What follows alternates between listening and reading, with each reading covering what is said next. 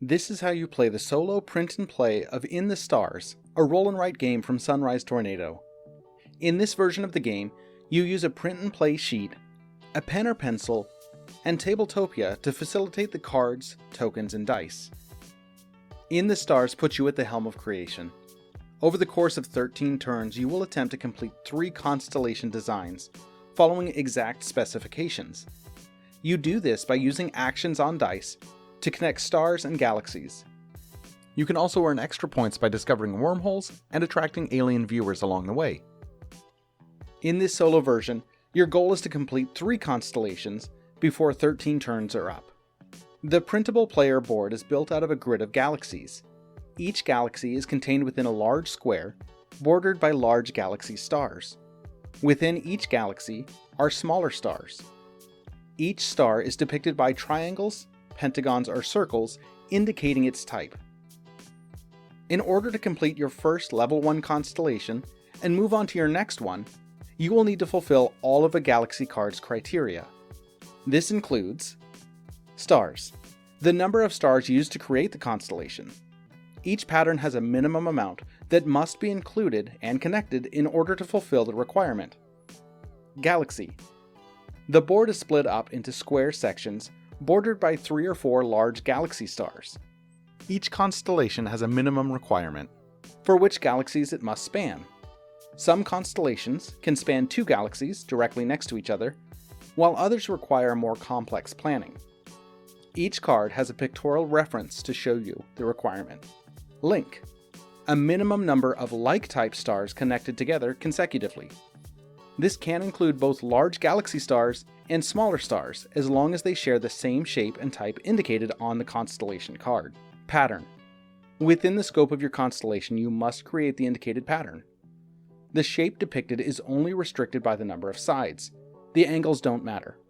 As long as the shape itself is connected to your constellation and does not have internal lines, it counts. Once those criteria are met, you may, for an additional point, draw an outline around your constellation of an animal represented in the stars. While it will earn you a point, your artistic depiction will not interfere with future play when connecting stars in later turns. Once a constellation is completed, you begin work on the next one, until either all 3 are completed or 13 turns have finished. To begin the game, you will start with a level 1 constellation card. It will be placed face up in the corresponding space on Tabletopia. Choose any small star within a galaxy to be your first alpha star, your starting position for the constellation, and circle it. Then choose one of the blue dice and roll it with all 5 of the orange dice. You should note, whichever blue die you choose to roll on a turn cannot be used on the following turn, so planning out your moves is essential. Once you roll all selected dice, choose 3 to create a series of actions for your turn.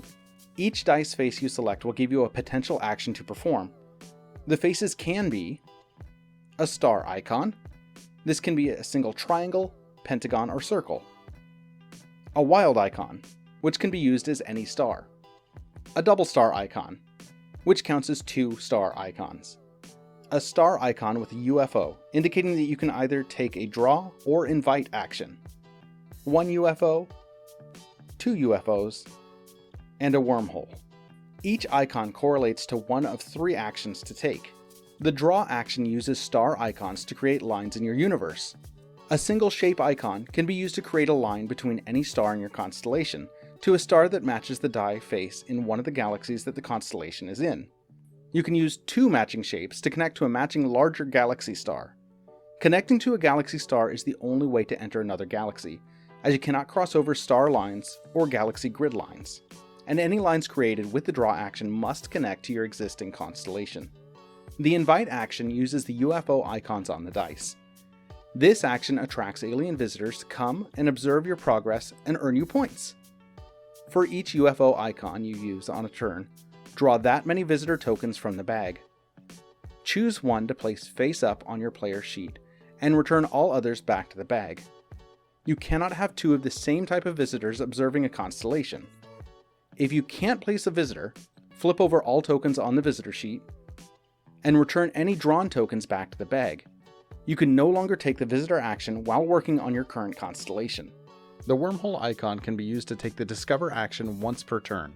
When you take the Discover action, check the leftmost open circle on the active constellation. Note that some of these have already been checked for you. And again, you can only check one wormhole per turn, and you can only check them in your current active constellation. When a constellation is completed, you earn points based on 3 criteria. Each completed constellation earns the points indicated at the top left of the card. If the game ends before you're able to meet all 4 of the specific criteria listed on the constellation card, you instead score the individual points next to the criteria on the card. Each constellation earns a bonus point if you create a signature drawing around it, an outline of the creature represented by the constellation. Alien visitors. For each constellation, score the points at the bottom of the visitor board based on the number of alien visitors for that round. If you completed a constellation that wasn't your third, and the 13th turn hasn't ended, flip all alien tiles face up if they're face down. Otherwise, leave them as is. You will score them again for the next constellation. Choose to flip either a random level 1 or a random level 2 constellation. Circle a new alpha star to start your constellation. The starting position must be in a different galaxy from your other constellations. If you have remaining actions on the turn that you completed a constellation, you may use them to begin your next one. The game ends after 13 turns, after which you add the score of your 3 constellations.